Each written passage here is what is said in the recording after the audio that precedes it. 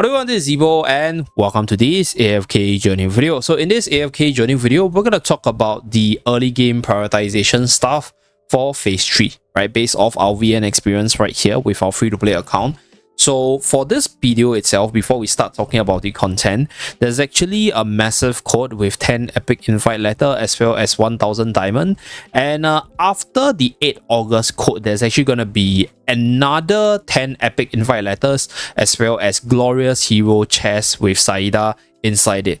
So stay tuned for that. Glorious hero chest incoming, and without further ado, let's hop into the content for today. So I think for phase 3 generally the leveling is really easy because you start off at the maximum capacity, and I think this is my free-to-play account. We're like 9 days ahead, so I think this is hyper accelerated because first of all, everyone starts off at the max level on day 1, so not many people are left behind unless you totally don't touch the game. And on top of that, you get a whole bunch of first clear rewards from the district side, from the server side, as well as the guild side, all which will give you the leveling materials, the season starlight, the equipment materials right here, as well as the charm radiant crest. So overall, it makes your account much stronger, and it's like a whole server, whole guild kind of thing.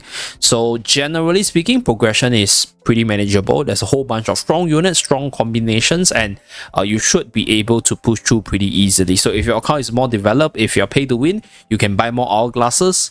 Go ahead, okay? One more thing with regards to all the different daily stuff. So if you did claim your daily quest over here, fret not. As usual, they will send you a letter with all the upgraded daily quests. And because on the very first day, everyone's maxed out on the AFK rewards, you'll get the max rewards on the EXP side. So that's for the daily quest, in case you claimed it already. So that's for this. And then for the early game factional talent, artifact and charm prioritization, on the factional talent side, I think for pushing it will still be wildest.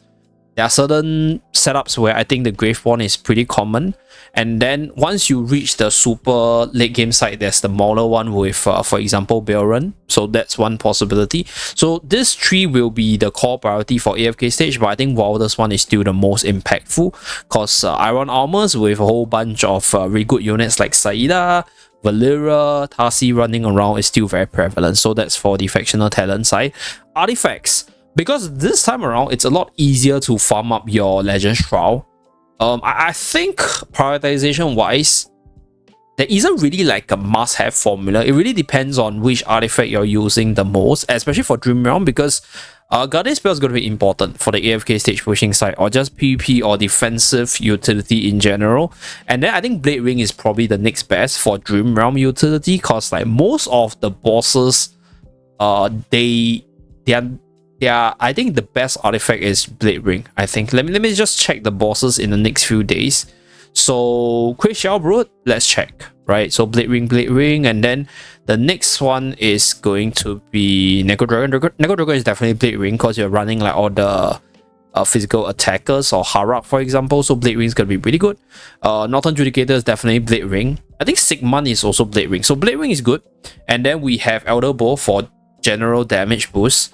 I think there are certain top team that runs Blood Rage, so very niche ones, but these are all the good Dream Realm artifacts. So I'll say these are the priorities, and then upgrade the subsequent artifacts based on which one you use the most in PvP. So for the upgrading, the cost is quite cheap. It's like 3.5 from 25 to 30. So right now we have 13,000 upgraded. Okay, so right now we are left with about 9.5. So 3.5 from 25 to 30, and then you're done. So yeah, as you guys can see, we have quite a fair bit remaining. So let's just upgrade this since we get a lot, and we're gonna max out our Legend Shroud anyway. So that will be for the artifact side. For the charm side, obviously the usual best units for Dream Realm, etc. culprit, they will be your highest priority. So for this one, we have Shamira. So Shamira's recommended charm is obviously still the best for her, giving her the attack as well as ultimate power for more damage with the ultimate. Okay, so next one we have Twins. So for Twins, I think in the last season, Twins had a lot of like best specific charm combination, but in most cases, sorcery charm is still gonna be the best with the ultimate power, haste buff, as well as skill power buff for more utility. So twins definitely gonna be massively overused. Another unit which is gonna see a lot of use is our dear Daimon here. Daimon mainly with Chimera. Valeria is gonna be quite useful as well. Another unit which sees use in a place of Valeria is Pandora. So we do have one copy Pandora right here, but we are not going to use her for Dream Realm because her at 1 copy doesn't do that much damage, so she's not as good. But Pandora, if you have her built up, going to be quite powerful as well. So Pandora's charm is, I think, ultimate power and skill power as well. Let me just check.